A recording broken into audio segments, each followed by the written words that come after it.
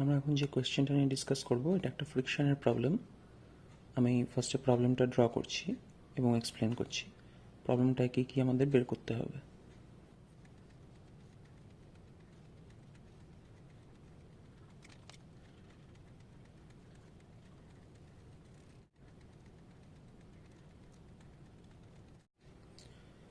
এই প্রবলেমটা বলা হয়েছে যে এই যে বড় ব্লকটা যেটার মাস এম, ক্যাপিটাল এম, সেই বড় ব্লকটা এরকম একটা পুলি এবং দড়ির অ্যারেঞ্জমেন্ট দিয়ে ছোট ব্লকটার সাথে লাগানো আছে।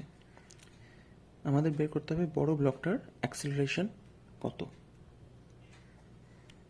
এখানে কোএফিশিয়েন্ট অফ ফ্রিকশন এই ফ্লোর এবং এই বড় ব্লকটার মধ্যে হচ্ছে μ2 এবং এই ছোট ব্লকটা এবং বড় ব্লকটার মধ্যে হচ্ছে μ1। স্ট্রিংটা লাইট স্ট্রিং এবং পুলিগুলো মাসলেস অ্যাজিউম করতে হবে। এবার আমরা ডিসকাস করব যে কীভাবে এই প্রবলেমটাকে আমরা অ্যাপ্রোচ করব, কোন দিক দিয়ে আমরা এগোবো। তো প্রথমে আমাদের দু তিনটে জিনিস বুঝতে হবে। ফার্স্ট জিনিসটা হচ্ছে যে এই যে বড় ব্লকটা এ কীভাবে এগোবে। ছোট ব্লকটা এই স্ট্রিংটা ধরে টানবে, এই স্ট্রিংটা এই পুলি দিয়ে ছোট হবে, এখান দিয়ে আসবে এবং আলটিমেটলি বড় ব্লকটার গায়ে টানটা পড়বে।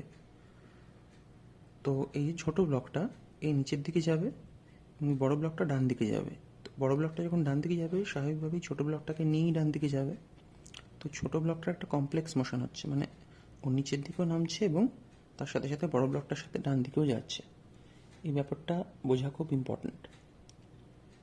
এরপরে আমাদের যেটা দেখতে হবে সেটা হচ্ছে যে এই স্ট্রিংটা যেহেতু লাইট আছে তাই স্ট্রিংয়ের টেনশনটা ইউনিফর্ম হবে।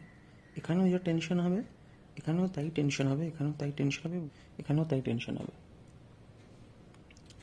এবার আমরা চেষ্টা করবো এটা বোঝার যে এই বড় ব্লকটার যে অ্যাক্সেলারেশনটা তার সাথে এই ছোটো ব্লকটার যে অ্যাক্সেলারেশন নিচের দিকে সেটার কি সম্পর্ক। সেটা বোঝার জন্য আমাদের একটু জিওমেট্রিটা দেখতে হবে। মানে এই বড় ব্লকটা যদি ডান দিকে এক্স ডিস্টেন্স সরে আসে ধরুন, তাহলে এই তলার সুতোটাও এক্স ডিস্টেন্স কমে যাবে, এই ওপরের সুতোটাও এক্স ডিস্টেন্স কমে যাবে। এবার এই যে এক্স ডিস্টেন্স এবং এক্স ডিস্টেন্স কমে গেল, তাহলে সুতোটার লেন্থটা তো ফিক্সড, সুতোটা তো কোথাও যাবে না। তো সুতোটাকে যেতে হলে এই ছোটো ব্লকটা আরও ঝুলে যাবে। তো এই যে এক্স ডিস্টেন্স মানে 2x ডিস্টেন্স কমে গেল, তাহলে সেই 2x ডিস্টেন্সটা অ্যাকচুয়ালি এই ছোটো ব্লকটা অতটা ঝুলে যাবে। তাহলে প্রত্যেকটা এক্স মুভমেন্টের জন্য বড় ব্লকের ছোট ব্লকটা 2x ডিস্টেন্স কভার করে। একইভাবে যেহেতু অ্যাক্সিলারেশন হচ্ছে ডিস্টেন্সেরই ডাবল ডেরিভেটিভ, তাহলে আমাদের বুঝতে হবে যে এর যদি অ্যাক্সিলারেশন এ হয় তাহলে এর অ্যাক্সিলারেশন সবসময়ই 2a হতে চলেছে। বোঝা গেল? এই যেহেতু এক্স এবং এক্স দুটো জায়গা থেকেই সুতোটা ছাড়বে, ফলে একে 2x নিচে নামতে হবে। তেমনি এর যদি অ্যাক্সেলারেশন এ হয় তাহলে এর অ্যাক্সেলারেশন 2a হতে হবে, তবেই সুতোর লেন্থটা ফিক্স থাকবে, নয়তো সুতোটা লুজ হয়ে যাবে। সুতোটাকে যদি টাইট থাকতে হয় তাহলে একে 2a অ্যাক্সেলারেশন নিয়ে নিচে নামতে হবে। তাহলে এর নিচের অ্যাক্সেলারেশন, নিচের ডিরেকশন অ্যাক্সেলারেশন সবসময় হবে 2a যদি এর হরাইজন্টাল অ্যাক্সেলারেশন হয় a। এর পরের স্টেপ হচ্ছে আমাদের ফ্রি বডি ডায়াগ্রাম ড্র করা। এই বড় ব্লকটার ফ্রি বডি ডায়াগ্রাম এবং এই ছোটো ব্লকটার ফ্রি বডি ডায়াগ্রাম, সেটা ড্র করলে আমাদের প্রবলেম সলভ হয়ে যাবে। ফ্রি বডি ডায়াগ্রাম ড্র করার ক্ষেত্রে কিছু টিপিক্যাল জিনিস আছে এই পার্টিকুলার প্রবলেমটার ক্ষেত্রে। সেটা কীভাবে অ্যাপ্রোচ করতে হয় সেটা আমি তোমাদের এখন দেখাবো। প্রথমে আমরা বড় ব্লকটার ফ্রি বডি ডায়াগ্রাম ড্র করার চেষ্টা করব। তো ফ্রি বডি ডায়াগ্রাম মানে আমরা জানি এমন একটা ডায়াগ্রাম যেখানে যে ব্লকটার আমরা ফ্রি বডি ডায়াগ্রাম ড্র করব আমরা ধরে নেব যে সে ছাড়া বাকি কোনো রকম অন্য বডি তার সাথে নেই। অন্যান্য যা যা অ্যাটাচমেন্ট তার সাথে আছে বা যা যা জায়গায় সে কন্ট্যাক্টে আছে সেগুলো সমস্ত আমরা করেসপন্ডিং ফোর্স দিয়ে মার্ক করব, নির্দেশ করব। তাহলে বড় ব্লকটার ফ্রি বডি ডায়াগ্রাম, আচ্ছা এখানে বলে রাখা ভালো যে যেহেতু এই ছোট পুলিটা মাসলেস, তো এটাকে আমরা বড় ব্লকটার সাথেই অ্যাসিউম করে নেব, বড় ব্লকটার সাথেই এটাকে আমরা একই বডি হিসেবে ধরবো, কারণ এটা এই বড় ব্লকটাতেই আটকানো আছে। দেখা যাক ফ্রি বডি ডায়াগ্রামটা কীরকম দেখতে হবে। এর মাস হচ্ছে ক্যাপিটাল এম। তাহলে একটা তো খুব সহজ জিনিস আমরা জানি যে যেহেতু মাস ক্যাপিটাল এম, সেহেতু নিচের দিকে গ্র্যাভিটেশনের জন্য একটা ফোর্স অ্যাক্ট করবে, যার ভ্যালু হবে mass into acceleration due to gravity. এটা খুব সহজ। আচ্ছা, এবার আমাদের দেখতে হবে যে এটা যেহেতু এই মেঝেটার উপর রাখা আছে, এই মেঝেটার থেকে একটা নর্মাল রিয়াকশান ফেরত দেবে অপোজিট ডিরেকশানে। তো আমরা খুব সহজেই লিখতে পারি নর্মাল রিয়াকশান উপর দিকে যাবে। এই রিয়াকশানটার নাম আমি দিচ্ছি N1। এই যে সুতোটা, এই সুতোটায় টেনশন ধরে নেওয়া হোক টি, তাহলে সেই টেনশনটা সব দিকে সমানভাবে থাকবে, যেহেতু সুতোটা একটা লাইট স্ট্রিং, মানে সুতোটার নিজস্ব কোনো ওজন নেই।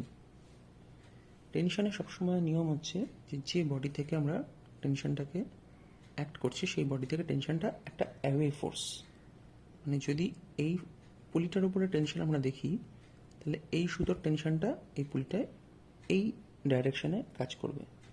তেমনি এই সুতোর জন্য টেনশনটা এই পুলিটায় এই ডাইরেকশনে হবে। তেমনি এই সুতোটা এই ব্লকটার সাথে লাগানো আছে, এই ব্লকটাকে এই ডাইরেকশনে টেনশন দেবে।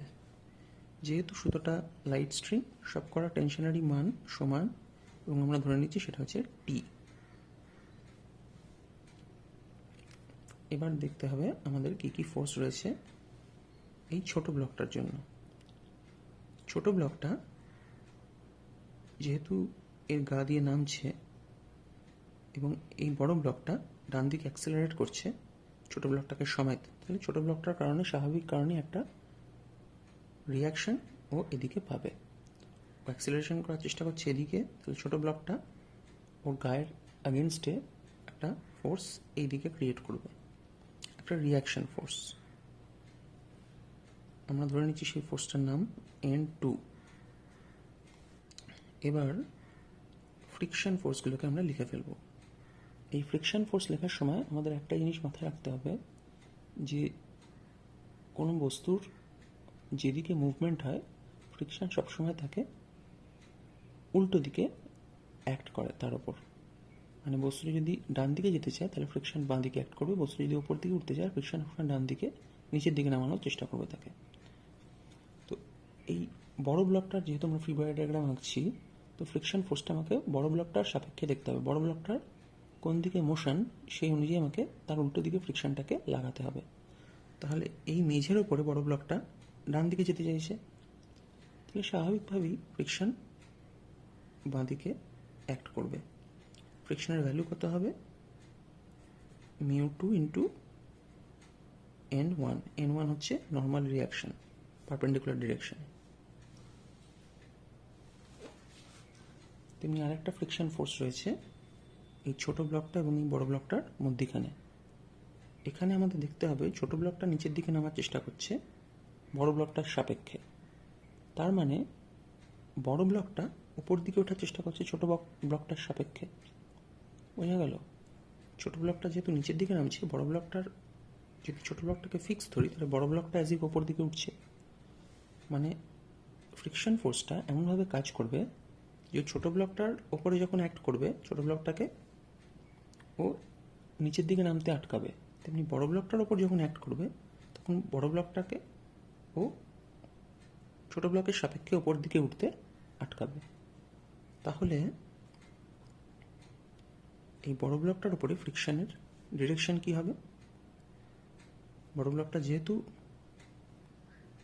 ছোট ব্লকটা যেহেতু নিচে নামছে বড় ব্লকটার সাপেক্ষে, তাহলে ফ্রিকশন সবসময় বড় ব্লকটাকে উপর নিচের দিকে অ্যাক্ট করার চেষ্টা করবে। এটা একটা কমন মিস্টেক হয় এই প্রবলেমটার ক্ষেত্রে, যে এই বড় ব্লকটার উপর ফ্রিকশন কোন দিকে অ্যাক্ট করবে সেটা আমরা চট করে বুঝতে পারি না। সো এটা বুঝে নেওয়া খুব জরুরি যে বড় ব্লকটার উপরে যখন ফ্রিকশন ফোর্স আমরা কনসিডার করব সেটা কেন নিচের দিকে অ্যাক্ট করছে। আর এর ভ্যালু অবভিয়াসলি হবে μ1 ইন্টু N2। তার কারণ হচ্ছে N2 হচ্ছে নর্মাল রিয়াকশন। তাহলে এই সমস্ত ফোর্স এই বড় ব্লকটার উপর অ্যাক্ট করছে এবং বড় ব্লকটার অ্যাক্সেলারেশন আমরা ধরে রেখেছি এ। এবার আমরা ছোট ব্লকটার ফ্রি বডি ডায়াগ্রাম আঁকবো।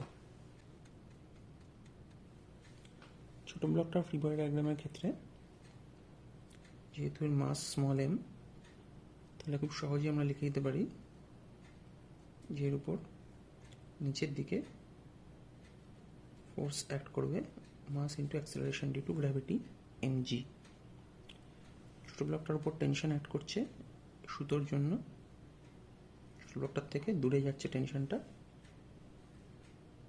সেটা হচ্ছে টি। যেহেতু এর ভ্যালু সমান হবে, এখানে যা টি ছিল যা ভ্যালু এখানেও সেম ভ্যালু হবে। ছোট ব্লকটা একটা নর্মাল রিয়াকশন দেখছিলাম আমরা দিচ্ছে বড় ব্লকটাকে, তার ইকুয়াল অ্যান্ড অপোজিট ফোর্স ছোট ব্লকটার ওপর অ্যাক্ট করবে উল্টো ডিরেকশনে N2। আর কি ফোর্স রয়েছে সবচেয়ে ইম্পর্ট্যান্ট, ফ্রিকশন। এই ছোট ব্লকটা যেহেতু নিচের দিকে নামার চেষ্টা করছে, একে আটকানোর জন্য ফ্রিকশন ওপর দিকে অ্যাক্ট করবে। ফ্রিকশনের মান কত হবে μ1 N2। যেহেতু μ1 হচ্ছে ছোট ব্লকটা এবং বড় ব্লকটার মধ্যখানের কোএফিশিয়েন্ট অফ ফ্রিকশন এবং N2 হচ্ছে পারপেন্ডিকুলার ডিরেকশনে নর্মাল রিয়াকশন। তো তোমরা ভালো করে লক্ষ্য করো, এই যে μ1 N2 ফোর্সটা এদিকে অ্যাক্ট করছে, এই সেম ফোর্স বড় ব্লকটার উপরে এদিকে অ্যাক্ট করছে, একই ভ্যালুর force, equal and opposite forces. তেমনি N2টা নর্মাল রিয়াকশনটা যেমন এদিকে অ্যাক্ট করছে, ইকুয়াল অ্যান্ড অপোজিট ফোর্স ছোট ব্লক বড় ব্লকটার ক্ষেত্রে এদিকে অ্যাক্ট করবে। এগুলি সবই নিউটনস থার্ড ল থেকে আসছে। তো যদি তোমাদের এর উপরে ফ্রিকশনটা কেন নিচের দিকে অ্যাক্ট করছে বুঝতে অসুবিধা হয়, তাহলে এভাবেও এটাকে ভাবা যেতে পারে যে এই ব্লকটার উপর দিকে অ্যাক্ট করবে স্বাভাবিকভাবেই, কেন কি এই ব্লকটা নিচে নেওয়ার চেষ্টা করছে। আর যেহেতু এই ব্লকটার উপরে উপর দিকে অ্যাক্ট করবে, এই ব্লকটার উপরে equal and opposite force act করবে নিচের দিকে, সেটা একই মাপের হবে μ1 N2 ইন ডাউনওয়ার্ড ডিরেকশন। দুখানা ফ্রি বডি ডায়াগ্রাম এঁকে ফেলেছি। এই ব্লকটার অ্যাক্সেলারেশন আমি জানি নিচের ডিরেকশনে 2a। তাহলে পরে আমরা এই দুটো ফ্রি বডি ডায়াগ্রাম থেকে চারখানা ইকুয়েশন পেতে পারি। একটা হচ্ছে এর হরাইজন্টাল ডিরেকশনে সমস্ত ফোর্স নিয়ে একটা ইকুয়েশন, এর ভার্টিক্যাল ডিরেকশনে সমস্ত ফোর্স নিয়ে একটা ইকুয়েশন, এই ছোটো ব্লকটার হরাইজন্টাল ডিরেকশনে সমস্ত ফোর্স নিয়ে একটা ইকুয়েশন, এবং ছোটো ব্লকটার ভার্টিক্যাল ডিরেকশনে সমস্ত ফোর্স নিয়ে একটা ইকুয়েশন। আমাদের কাছে এই মুহূর্তে আননোন আছে N1 N2 T এবং অ্যাক্সেলারেশন, এগুলো সব আননোন, মানে এই ভ্যালুগুলো আমরা জানি না। আর নোন কি কি আছে, ক্যাপিটাল M, স্মল m, μ1 μ2। তাহলে পরে আমাদের চারখানা ইকুয়েশন আমরা পাবো, দুটো এর থেকে। এই চারটি ইকুয়েশন সলভ করে এই চারটে ভ্যালু বের করতে হবে এবং উত্তর হিসেবে আমাদের দরকার এই অ্যাক্সেলারেশনের ভ্যালুটা। পরের স্টেপে আমি ডিসকাস করব ডিটেলে ইকুয়েশনগুলো কী কী এবং সেগুলো কীভাবে সলভ করতে হয়। তোমরা চাইলে নিজেরা এত অবধি দেখে নিয়ে নিজেরা সলভ করতে পারো।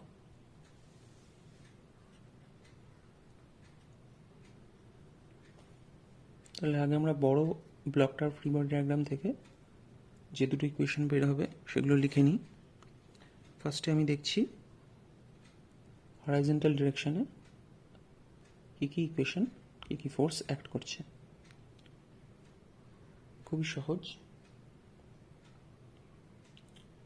হরাইজন্টাল ডিরেকশনে যখন আমরা ফোর্স ক্যালকুলেট করব, সেই টোটাল ফোর্সগুলো আলটিমেটলি হরাইজন্টাল ডিরেকশনে এই দিকে অ্যাক্সেলারেট করাচ্ছে এ অ্যাক্সেলারেশনে এই বড় ব্লক মাস এমকে। তাহলে নিউটনের সেকেন্ড ল অনুযায়ী মাস ইন্টু অ্যাক্সেলারেশন, এটা হচ্ছে নেট ফোর্স এই ডিরেকশনে। এবার এই ডিরেকশনে কী কী ফোর্স, নেট ফোর্স কত হবে দেখে নিই। টি আছে একটা, আর একটা টি আছে 2t, এদিকে আছে n2, যেহেতু উল্টো দিকে তাই মাইনাস সাইন পড়ে গেল। এদিকে আর একটা ফোর্স আছে μ2 n1।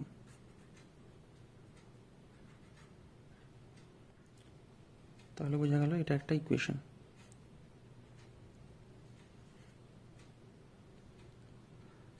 দ্বিতীয় ইকুয়েশন কি, এটারই ভার্টিক্যাল ডিরেকশনে সমস্ত ফোর্সগুলোকে আমরা ইকুয়েট করব।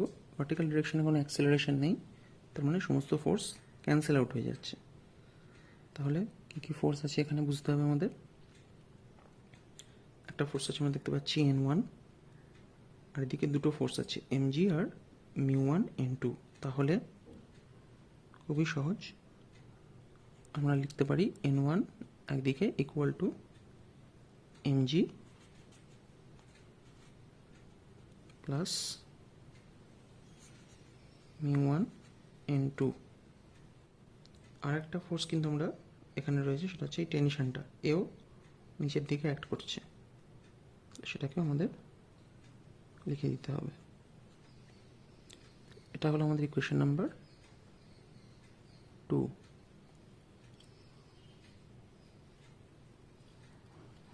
এবার আমরা এই দুটো ইকুয়েশন এখান থেকে পাওয়া হয়ে গেল। এবার আমরা ছোট ব্লকটার ইকুয়েশন দুখানা বের করার চেষ্টা করব। বড় ব্লকটার জন্য দুটো ইকুয়েশন আমরা পেয়ে গেছি। এবার এই ছোট ব্লকটার জন্য আমরা দুটো ইকুয়েশন বের করব। ফার্স্ট ইকুয়েশনটা হচ্ছে হরাইজন্টাল ডিরেকশনে আমরা জানি এই বড় ব্লকটা যদি এ অ্যাক্সেলারেশন নিয়ে দিকে এগোয়, তাহলে সাথে ছোটো ব্লকটাও এ অ্যাক্সেলারেশন নিয়ে দিকে এগোবে। তাহলে আমরা তো খুব সহজেই বলতে পারি যে এই ডিরেকশনে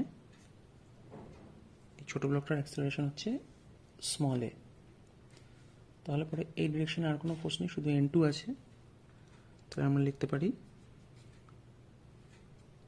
n2 equal to small m into এ। এটাই হচ্ছে আমাদের হরাইজন্টাল ডিরেকশন ইকুয়েশন। এখানে নাম্বারিং করে দিলাম 3। ভার্টিক্যাল ডিরেকশনে আমরা দেখব, ভার্টিক্যাল ডিরেকশনে অ্যাক্সেলারেশন আছে নিচের দিকে 2a। তাহলে আমরা লিখতে পারি 2ma, এই 2a অ্যাক্সেলারেশন ইন্টু মাস m, নিউটনের সেকেন্ড ল। এটা হচ্ছে নেট ফোর্স নিচের দিকে। তাহলে নিচের দিকে হচ্ছে এই ফোর্স আছে mg, আর কোনো ফোর্স নেই, বাকি সবই উপর দিকে, সেটা সব নেগেটিভ হবে, মাইনাস টি মাইনাস μ1 n2। এটা হচ্ছে আমাদের চতুর্থ ইকুয়েশন। এই চারটে ইকুয়েশন সলভ করব আমরা আমাদের অ্যাক্সেলারেশনের ভ্যালু বের করার জন্য। এই চারটে ইকুয়েশন সলভ করার জন্য আমরা জানি n2 ইকুয়াল টু ma। তোমরা ফার্স্টে এই n2 ভ্যালুটাকে আমরা সাবস্টিটিউট করব এই ইকুয়েশনটায়। n2 যে জায়গাটা, তাতে এই ভ্যালুটা সাবস্টিটিউট করব। তাহলে কি লিখতে পারি আমরা, n1 equal to mg plus t plus μ1 ma। তেমনি n2 ভ্যালুটাকে আমরা এই ইকুয়েশনে সাবস্টিটিউট করছি। তাহলে লিখতে পারি আমরা ma equal to 2t minus ma minus μ2 n1। Equation number 5 বলছি। এই ইকুয়েশনটাকে আমরা আরও রিঅ্যারেঞ্জ করতে পারি।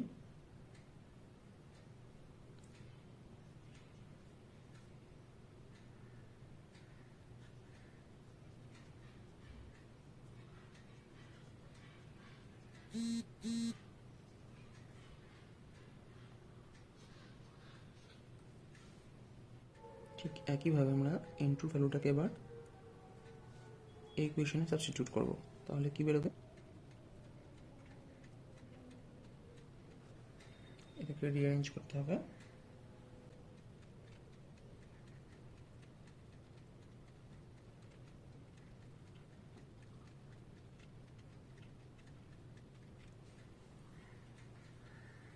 টি এর যে ভ্যালুটা আমরা এখান থেকে পেলাম 7 ইকুয়েশন থেকে, এটাকে আমরা এবার 5 নম্বর ইকুয়েশনে সাবস্টিটিউট করব।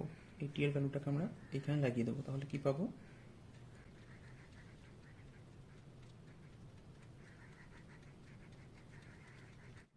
7 নম্বর ইকুয়েশনে টি এর যে ভ্যালুটা সেটা আমরা 6 নম্বর ইকুয়েশনে টি এর জায়গায় সাবস্টিটিউট করব। তাহলে কি আসবে,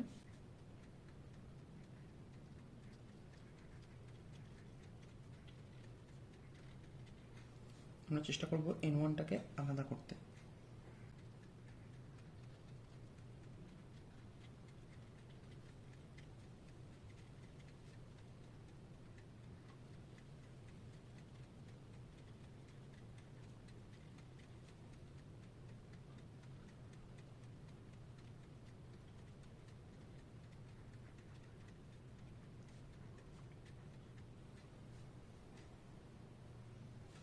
এবার দুটো ইকুয়েশন থেকে আমরা n1 এর একটা মান এখান থেকে পেয়েছি আর n1 এর একটা মান এখান থেকে পেয়েছি, দুটোকে আমরা ইকুয়েট করে দেবো।